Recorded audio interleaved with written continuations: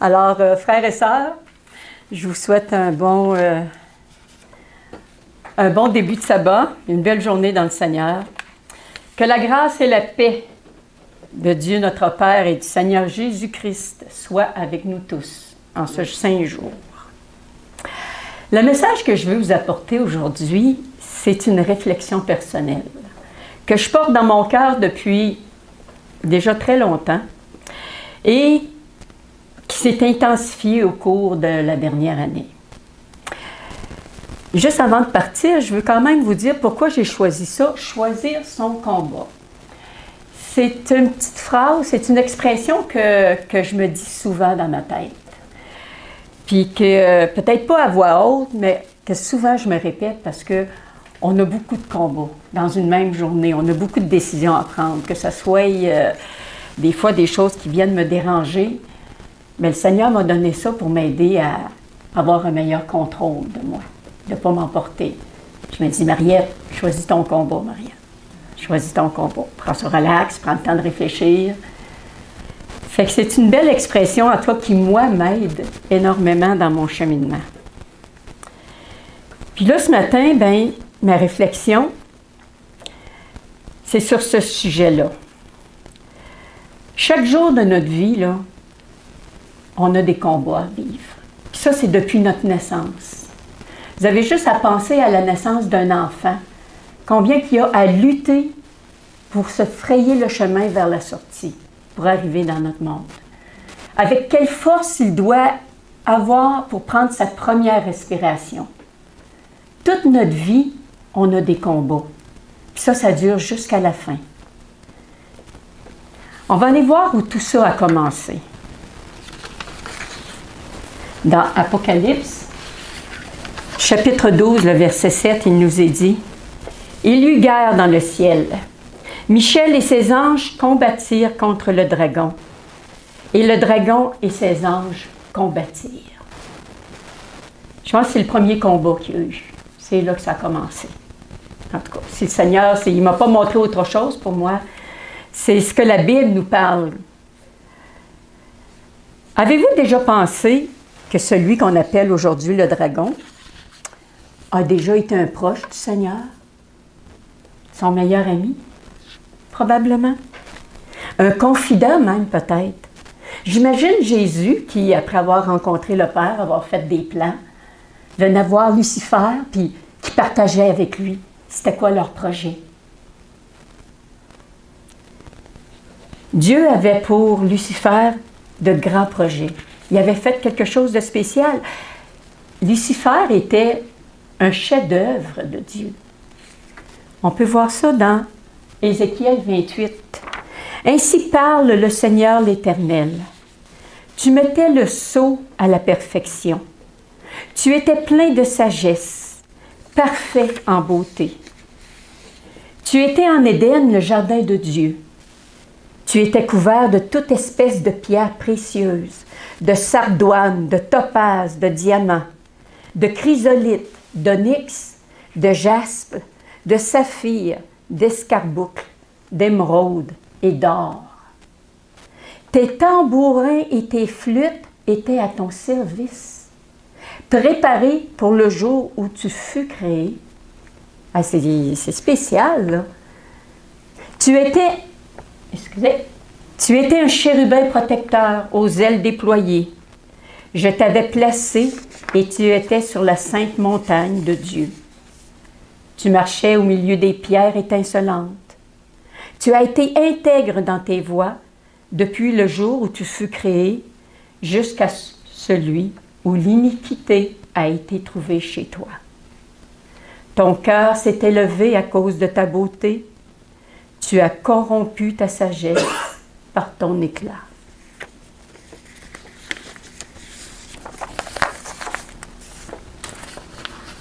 Je peux à peine, puis je pense que je ne peux pas m'imaginer le chagrin du Père et du Fils, devant la perte de celui qu'ils avaient tant aimé, et devant le choix de la multitude d'anges qui ont suivi Lucifer dans sa rébellion. Lucifer avait un poste d'honneur. C'est lui qui apportait les consignes aux autres anges. Les consignes qu'il avait reçues personnellement du Fils. Puis c'est probablement une des raisons pourquoi il y a tant d'anges qui lui ont fait confiance. Parce qu'il était habitué de l'écouter. Il était habitué de lui faire confiance.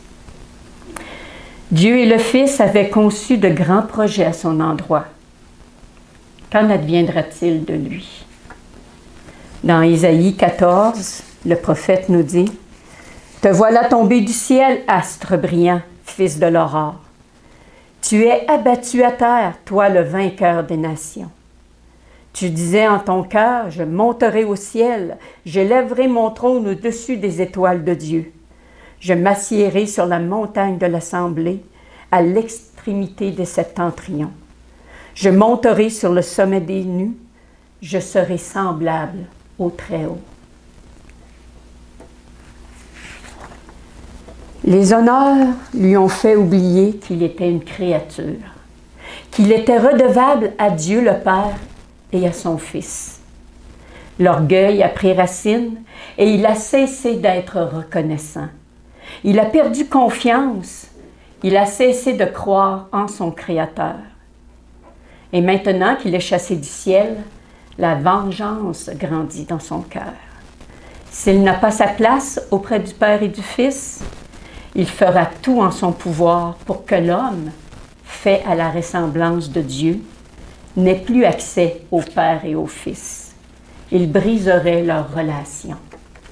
C'est ça qui a fomenté, c'est ça qui est encore dans le cœur de Satan aujourd'hui. Dans Genèse 3, les versets 1 et 3, « Le serpent était le plus rusé de tous les hommes des champs, des animaux des champs, que l'Éternel Dieu avait fait. Il dit à la femme, « Dieu a-t-il réellement dit, vous ne mangerez pas de tous les arbres du jardin? » La femme répondit au serpent, « Nous mangeons du fruit des arbres du jardin, mais quant au fruit de l'arbre qui est au milieu du jardin, Dieu a dit, « Vous n'en mangerez point et vous n'y toucherez point, de peur que vous ne mouriez. » Est-ce là les paroles que la Bible nous rapporte concernant ce que Dieu avait dit? Dans Genèse 2, versets 16 et 17, il est écrit « L'Éternel Dieu donna cet ordre à l'homme. Tu pourras manger de tous les arbres du jardin, mais tu ne mangeras pas de l'arbre de la connaissance du bien et du mal, car le jour où tu en mangeras, tu mourras. » Il est important, frères et sœurs, que nous demandions à Dieu de nous révéler lui-même le sens de ces paroles. Parce que Satan est toujours à l'affût d'une mauvaise interprétation de notre part. Il est comme un lion rugissant, cherchant qui il dévorera. Heureusement pour nous, le Père et le Fils avaient déjà prévu la solution. Et gloire soit rendue à Dieu pour cela. Car Dieu a tant aimé le monde qu'il a donné son Fils unique, afin que quiconque croit en lui ne périsse pas, mais qu'il ait la vie éternelle. Amen. Jésus est venu, il a payé la dette, il est mort à notre place. Il est le chemin qui nous donne accès auprès du Père. Gloire soit rendue à Dieu. Car je suis descendu du ciel pour faire non ma volonté, mais la volonté de celui qui m'a envoyé. Voilà le combat de Jésus. Faire la volonté de son Père. Il est venu rétablir le lien de confiance de la créature que nous sommes envers notre Créateur, Dieu notre Père. Dans Marc 11, le verset 22, Jésus prit la parole et leur dit, « Ayez foi en Dieu. Je vous le dis en vérité, si quelqu'un dit à cette montagne, ôte-toi de là et jette-toi dans la mer, et s'il ne doute point en son cœur, mais croit que ce qu'il dit arrive, il le verra s'accomplir. » Est-ce qu'on croit en la parole? Est-ce qu'on y croit à ça? C'est pourquoi je vous dis, tout ce que vous demanderez en priant, gloire à Dieu, Florence, ça va aller mieux. Hein, on l'a demandé. Croyez que vous l'avez reçu et vous le verrez s'accomplir. Ayons foi en Dieu, frères et sœurs. C'est la racine du mal, c'est la racine de tous les péchés. Avons-nous la foi que Jésus avait, la foi de Dieu en ce Dieu créateur qui peut faire de nous de nouvelles créatures? Cette foi qui fait déplacer des montagnes, nos montagnes, notre scepticisme, nos colères, nos dépendances, quelle que soit la chose qui nous sépare de Dieu, cette montagne-là ne sera jamais assez grosse pour que Dieu ne puisse pas la déplacer. Il faut le demander, puis il faut croire que Dieu le fait, puis on va le voir s'accomplir. Et à ce moment-là, on va pouvoir, comme l'apôtre Paul, dire « J'ai été crucifié avec Christ. Et si je vis, ce n'est plus moi qui vis, c'est Christ qui vit en moi. Si je vis maintenant dans la chair, je vis dans la foi du Fils de Dieu, qui m'a aimé et qui s'est livré lui-même pour moi. » Alors pourquoi? Puis là, je parle pour moi, là. Pourquoi suis-je si timide? Pourquoi la vie de Christ n'est-elle pas plus évidente dans ma vie? Et pendant que je réfléchissais à ça, le Seigneur a fait remonter un souvenir à ma mémoire. C'est l'hiver. C'est pour ça les traces de neige qu'il y avait tantôt. C'est l'hiver. Rachel et Étienne sont encore de tout jeunes enfants. On habite une vieille maison en forêt, près de Saint-Raymond-de-Portneuf. Je nous vois marchant en file indienne dans la neige. Alain ouvrant la marche. Avec le poids de ses pas, il tapait la neige. Et les enfants mettaient leurs pieds dans les traces de leur père. Moi, j'étais à l'arrière, fermant la marche et veillant sur ma famille. Les hivers se sont succédés. Les enfants ont grandi. Ils ont pris de l'assurance. Ils ont commencé à marcher à côté de leur père, pour ensuite le dépasser, voulant être chef de file. C'est arrivé qu'on a dû aller à leur secours parce qu'ils s'étaient enlisés dans la neige puis que leurs bottes étaient restées coincées. Puis on les prenait, on les ramenait, on les remettait sur la piste tracée, puis on leur disait de suivre le chemin. Nous aussi, nous avons un chemin à suivre. Jésus a tracé le chemin devant nous. Il l'a tracé pour nous. Et il nous invite également à le suivre. Dans Marc 8, verset 34, il nous a dit, « Puis, ayant appelé la foule avec ses disciples, il leur dit, « Si quelqu'un veut venir après moi, qu'il renonce à lui-même, qu'il se charge de sa croix et qu'il me suive. » Luc va un peu plus loin en nous disant qu'il se charge chaque jour de sa croix et qu'il me suive. Alors, si je dis, j'ai été crucifié avec Christ, et si je vis, ce n'est plus moi qui vis, c'est Christ qui vit en moi. Si je vis maintenant dans la chair, je vis dans la foi au Fils de Dieu qui m'a tant aimé et qui s'est livré pour moi. Cela implique que chacune de mes décisions, de mes gestes, de mes paroles et même chacune de mes pensées soit en harmonie avec la volonté de notre Père céleste. Volonté qui est bonne, agréable et parfaite, comme nous dit Romains 12, verset 2.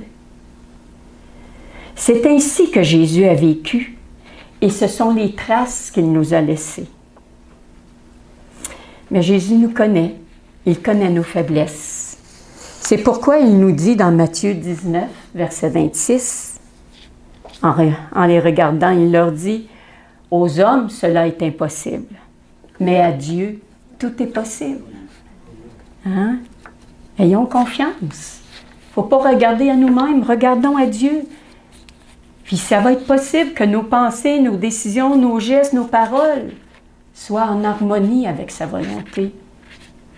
Il s'agit d'y croire, frères et sœurs, d'y croire de tout notre cœur.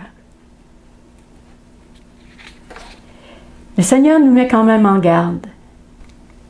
Il nous dit, veillez et priez, afin que vous ne tombiez pas dans la tentation. L'esprit est bien disposé, mais la chair est faible. Nous devons rester vigilants, frères et sœurs. Dans Luc 10, versets 41 et 42, le Seigneur, voyant Marthe qui s'agitait, lui dit, « Oh, Marthe, Marthe, tu t'inquiètes et tu t'agites pour beaucoup de choses. Une seule chose est nécessaire. Marie a choisi la bonne part qui ne lui sera point ôtée. » Se pourrait-il qu'on s'agite pour des choses qui ne font pas partie de son combat? Se pourrait-il que nous aussi, on prenne de l'assurance et qu'on se mette à marcher à côté de Jésus puis qu'on dit « Hey, chumé, va te montrer la trace, va te dire comment on fait ça. Hein? Aujourd'hui, là, tu sais, ça fait quand même 2000 ans de ça, là. À cette heure, c'est comme ça que les affaires fonctionnent. »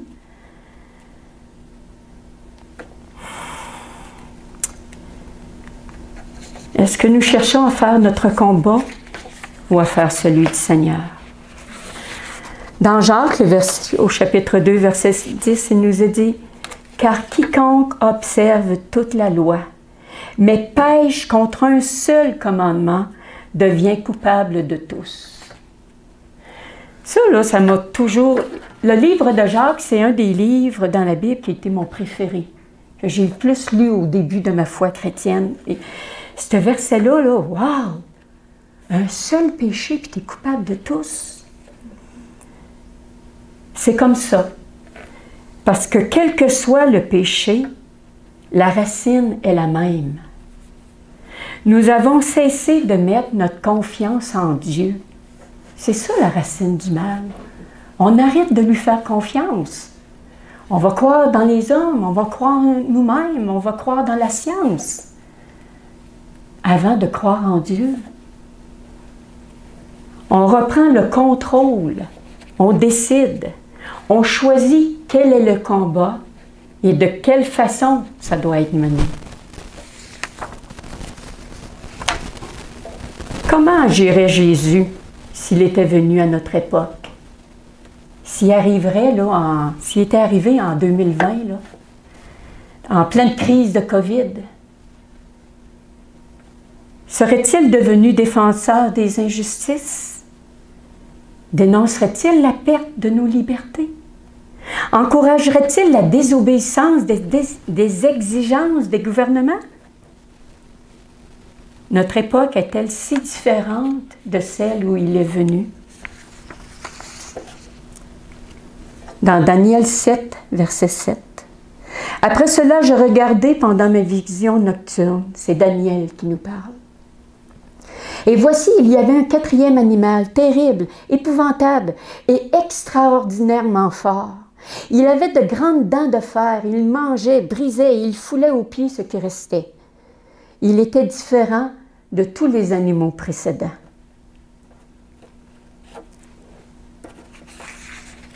À l'époque de Jésus, le peuple d'Israël était sous la domination des Romains. Époque remplie de violence, d'injustice, de méchanceté, de cruauté. Ceux qui désobéissaient et se révoltaient étaient pendus au bois, à l'entrée des villes pour servir d'exemple.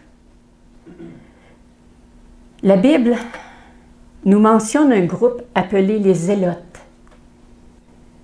C'était des gens qui n'acceptaient pas ça, cette domination-là. Eux autres, ils voulaient défendre, ils voulaient reprendre leur liberté. Ils parlaient au nom du peuple. Aujourd'hui, nous avons les complotistes, qu'on les appelle. Jésus s'est-il joint à eux? Jésus nous demande-t-il de nous joindre à eux? Au contraire, un zélote du nom de Simon est devenu disciple de Jésus. Dans cette période troublée, Jésus choisit son combat. Faire connaître la bonne nouvelle du royaume de Dieu. Croyez-vous que Jésus était indifférent à ce qui se passait autour de lui? Non, pas du tout. Et il est normal que nous soyons conscients de ce qui se passe. Mais est-ce notre combat?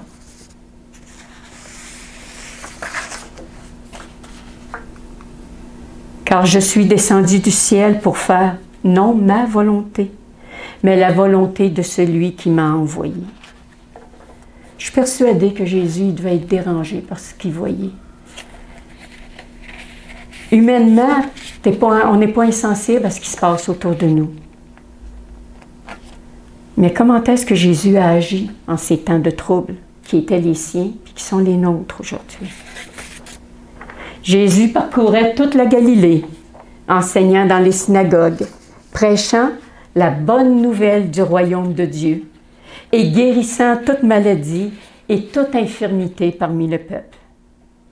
Les gens lui demandaient de rester parce que c'était nouveau, leur maladie était guérie, ils les nourrissaient spirituellement, puis des fois même physiquement. Les gens voulaient que Jésus reste près d'eux. Mais Jésus leur répondait, « Il faut aussi que j'annonce aux autres villes la bonne nouvelle du royaume de Dieu, car c'est pour cela que j'ai été envoyé. » C'est ça le combat de Jésus, c'était ça sa mission. De mourir à notre place, oui, de nous créer notre relation, mais c'était de faire la volonté de son Père. C'est comme ça que Jésus a fait son combat. Et lorsque Jésus annonça ce qui était pour lui arriver à Jérusalem et que Pierre tenta de le dissuader, qu'est-ce que Jésus lui répondit? Jésus, se retournant, dit à Pierre, « Arrière de moi, Satan, tu mets en scandale, car tes pensées ne sont pas les pensées de Dieu, mais celles des hommes. » Nous aujourd'hui qui sommes le peuple de Dieu, sommes-nous en scandale au Seigneur? Nos pensées sont-elles celles de Dieu ou celles des hommes? Je vous l'ai dit, c'est une réflexion. Hein? C'est des questions que je me pose et que je nous invite à nous poser. Mon cœur est troublé, frères et sœurs, parce que nous sommes les représentants de Jésus. Nous sommes ses mains, ses pieds, sa voix. Et le Seigneur nous appelle à marcher dans ses traces, derrière lui, de faire son combat et à sa façon. Jésus assembla les 12, leur donna force et pouvoir sur tous les démons, avec la puissance de guérir les maladies. Si on peut lire ça dans Luc 9, au verset 1. Et à la suite, au verset 2, il les envoya prêcher le royaume de Dieu et guérir les malades. Est-ce seulement aux 12 que le Seigneur désire donner sa force et son pouvoir? Dans Actes 28, 30... Ah, excusez. J'en avais un qui n'est pas imprimé. Pendant 3 mois, il discourt sur les choses qui concernent le royaume de Dieu. Ici, on parle de Paul. Paul ne faisait pas partie des 12, mais il a été choisi du Seigneur. Pendant 3 mois, il discourut sur les choses qui concernent le royaume de Dieu, s'efforçant de persuader ceux qui l'écoutaient. Dans Acte 28, il nous est dit, Paul demeura 2 ans entiers dans une maison qu'il avait louée. Il recevait tous ceux qui venaient le voir, prêchant le royaume de Dieu et enseignant ce qui le concerne, qui concerne le Seigneur Jésus-Christ en toute liberté et sans obstacle.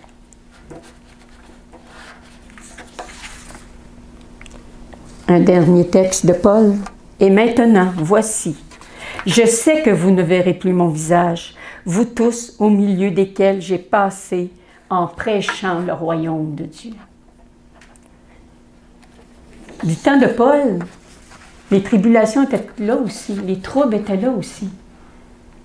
Mais leur message était de prêcher le royaume de Dieu. Le Seigneur nous invite dans Philippiens, il nous dit « Ayez en vous les sentiments qui étaient en Jésus-Christ. »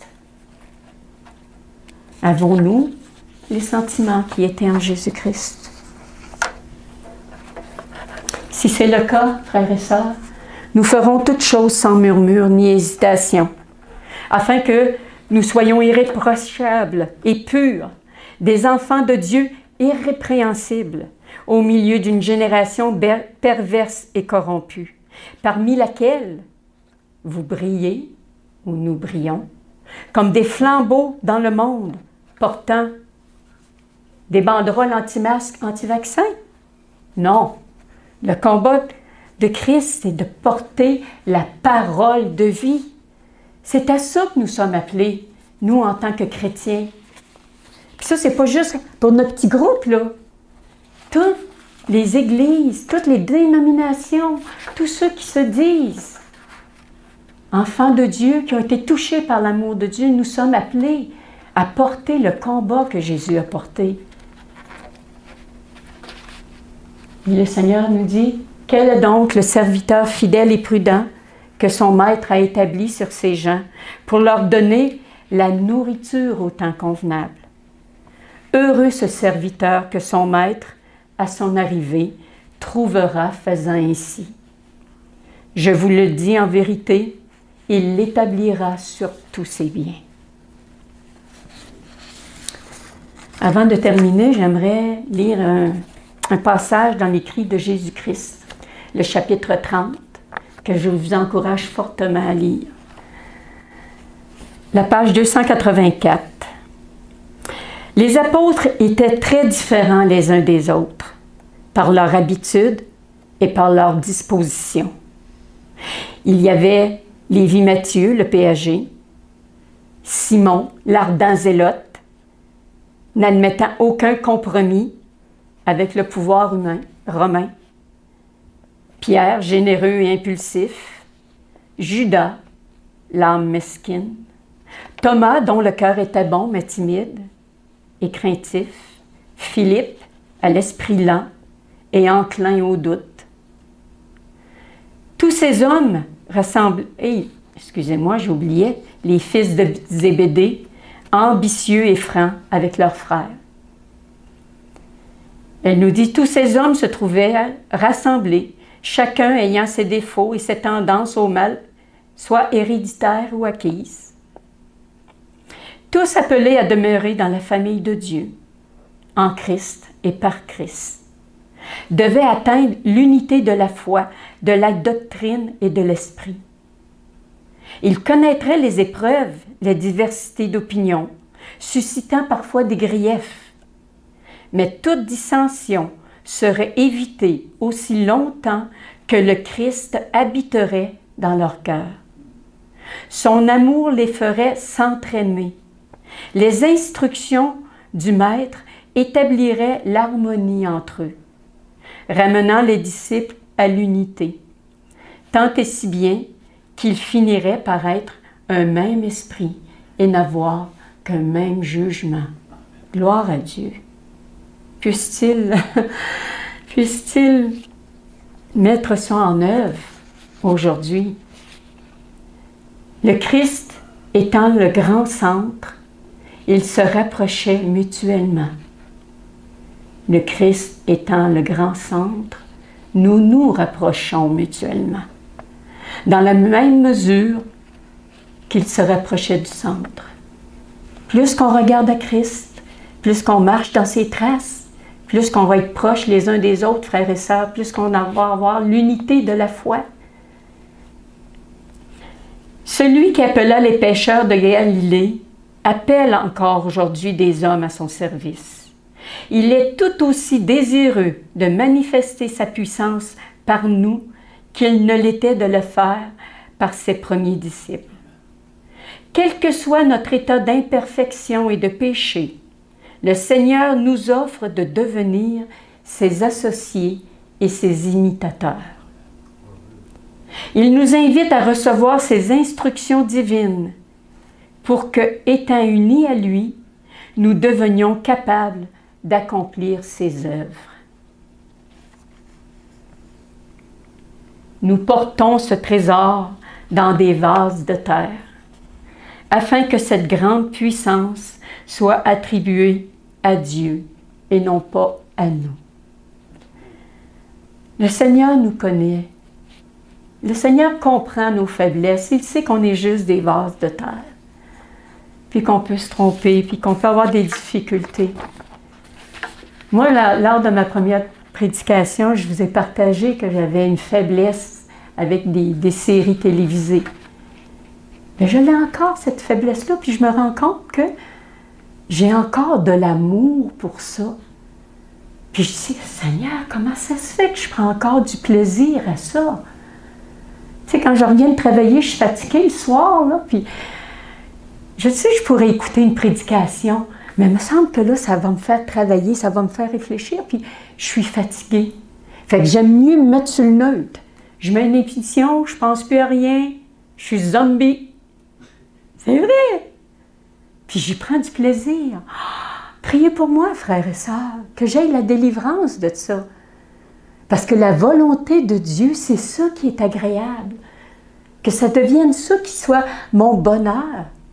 Tu sais, que j'apprenne à aller me coucher quand j'arrive, là, puis que le lendemain matin, je sois en forme, puis que je rouvre la parole de Dieu. Je sais ce que j'ai à faire. On le sait tous. La montagne qu'on a devant nous, on la connaît. Mais le Seigneur nous dit de prier, puis de croire. Puis qu'il va l'aplanir. On a la victoire. Jésus a vaincu. Jésus revient bientôt. On n'a plus beaucoup de temps, là, puis des fois, je trouve que... Ah, elle était là, ma feuille, qui est tantôt, que je l'avais pas. Oui, Jésus revient bientôt, frères et sœurs, et on a un travail à faire. On a un combat à mener. Puis ce combat-là, c'est pas le combat de Mariette, puis c'est pas le combat de Sébastien ou de qui que ce soit ici qui m'écoutait. C'est le combat de Dieu le Père. Parce que Jésus est venu non pas faire sa volonté, il est venu faire la volonté de son Père.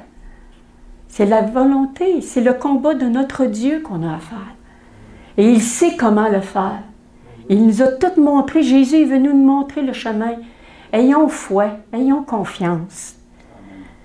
Et cette bonne nouvelle du royaume sera prêchée dans le monde entier pour servir de témoignage à toutes les nations.